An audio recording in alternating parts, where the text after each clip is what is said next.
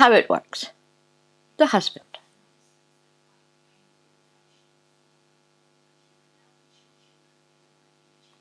This is a husband. He may look complicated, but he is in fact very simple. He runs on sausages and beer. The husband knows many things. For example, he knows how many stairs there are in case he arrives home unable to see them properly. The husband likes to do simple repairs like changing the washer on a tap. Afterwards, he likes to talk at great length about what a struggle it was, and will want to be treated as if he has invented a machine that turns farts into gold. The husband has a very big memory. He can remember football scores, all his old car number plates, and most of the film with Neil and I.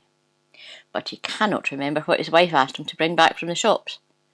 This is because his brain is full up, not because he was not listening. On special occasions, the husband and wife dress up to go out together. Emma has lots of outfits. Graham has one suit. It's called his suit, and he has had it for a long time.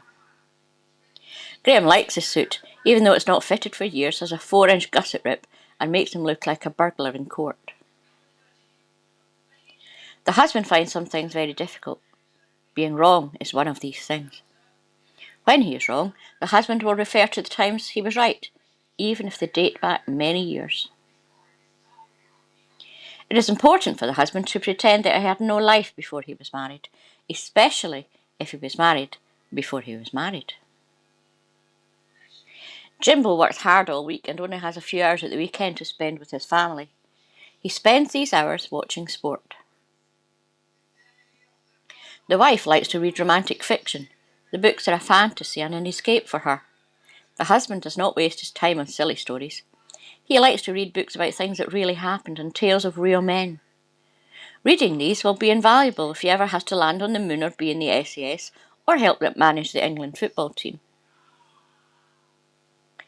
This is what the inside of Tim's head looks like. It also contains pictures of some ladies before they've put their clothes on. None of the ladies is Tim's wife. The husband always has the right tool for the job. A screwdriver in the kitchen for opening pickled onions, a shoe on the sideboard for putting up pictures, and a bread knife in the lavatory for dispatching monsters. The husband finds it difficult to express his feeling, so at this men's talking therapy group, husbands are encouraged to open up. 3 of the husbands are playing poker, and one of them is reading a book about ghosts. They are not talking. In Japan, you can buy a robot husband. This is M1, a fully motorised electronic husband. You can move furniture, barbecue, clear gutters, carve roast dinners, install TVs, kick and catch balls, and is even programmed to apologise. Sadly, scientists cannot work out how to stop him burping. Glenn explains himself very badly. This is so he can say he is misunderstood. Husbands like to meet with friends for a chat. This husband has been talking to his friends for 5.5 hours about which Doctor Who would win in a game of hide and seek. He's forgotten to ask whether his friends' wives and children are still living with them, or even alive. As the husband grows older, he starts to make lots of funny little noises. He sighs as he gets out of a chair and talks like Inspector Clouseau when he feels conversation has dried up. He also pom-pom-poms as he goes from room to room. This is to remind himself that he's still here. Nerys and Ross are now the parents of a baby boy. Ross was there for the birth. Nerys would have preferred him to be here, but he was there. Nerys is delighted to be a mum and cannot stop looking at her newborn. Ross is looking at the nurses. Husbands like nurses. Helen complains that Stuart spends too much time on his computer and the telephone. Let's have a family Sunday without them, says Helen. Just you, me and Sally. Stuart has bought a newspaper that weighs more than Sally. Shh, says Stuart. Nigel is out for a picnic with his wife and children. The au pair has also come along. Nigel has to sit with one leg up to disguise the unfortunate way that the au pair brings out the beast in him.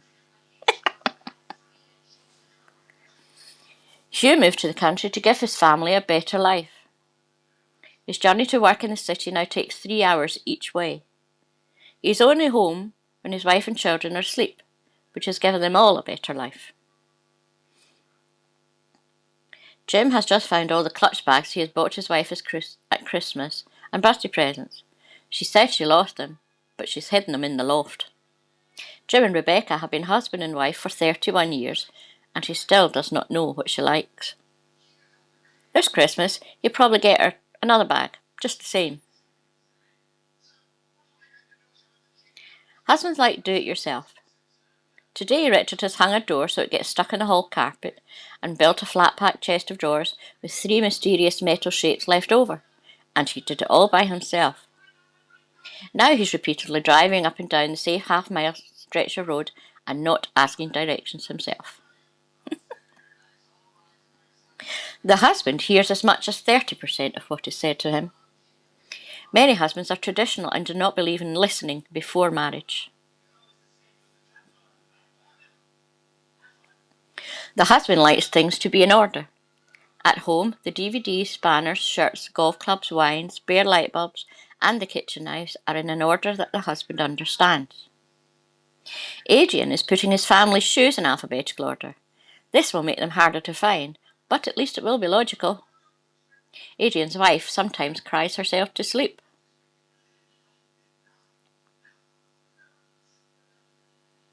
The end.